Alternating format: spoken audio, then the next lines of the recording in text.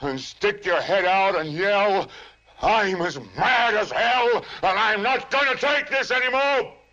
I'm as mad as hell, and I'm not gonna take this anymore! I'm as mad as hell, and I'm not gonna take this anymore!" Very angry words uttered by Howard Beale in Network, a black comedy film that won major prizes. Are you similarly angry? If not, you should be. Freedom is slavery. Ignorance is strength. War is peace. With the compliments of the Ministry of Truth. George Orwell, 1984.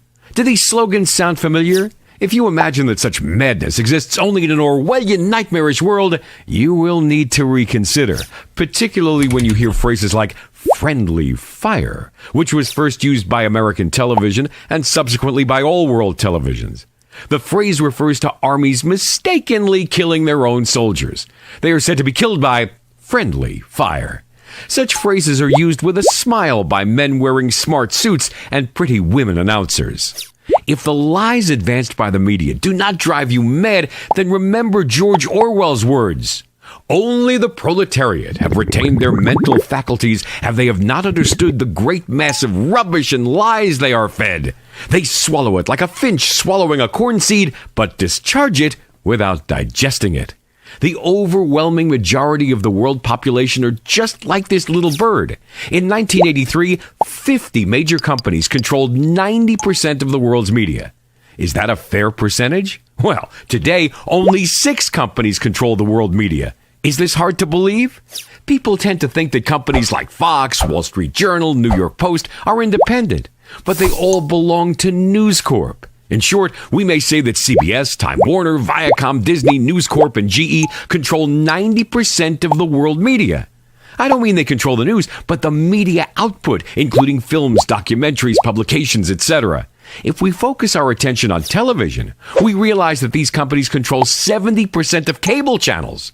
The remaining 30% are owned by 3,762 companies. Does this alter our image of the media? Those major companies make annual profits in excess of $250 billion. No wonder that when AOL paid as much as $162 billion to buy Time Warner, the figure is more than 6 times the amount approved by Congress for reconstruction in Iraq. In the United States, there are 232 media executives who control what all 277 million Americans receive on the media. This works out as 1 media executive for every 850,000 Americans. Are you interested to know under whom you happen to be? We're not trying to persuade you to turn a deaf ear and a blind eye to the media, or to answer the lies and fabrications that the media circulate day and night. Since lies will never stop, answering them is an endless exercise. However, they accuse Islam of humiliating women when sexual harassment and rape are ever increasing in the Western world, which boasts of being progressive and civilized. They level at Islam the charge of ill-treating wives, when many a talk show in Europe and the U.S. give airtime to women with black eyes caused by a husband or a boyfriend. Each time the story is followed by a stereotype discussion that yields no results. Yet the notion prevails that Muslim women are badly treated. There is a simple solution for everyone who wishes to abandon the stage of the finch that cannot digest a corn seed and rise to the rank of national human being who examines what he is told. To begin with, 2 things are needed. The first step is to sober up so that we cannot be deceived by a handful of people. The second is to undertake one's own research, using those gray cells in our brains. When we do that, we shall make the same angry outburst as Howard Beale. But then we will be free.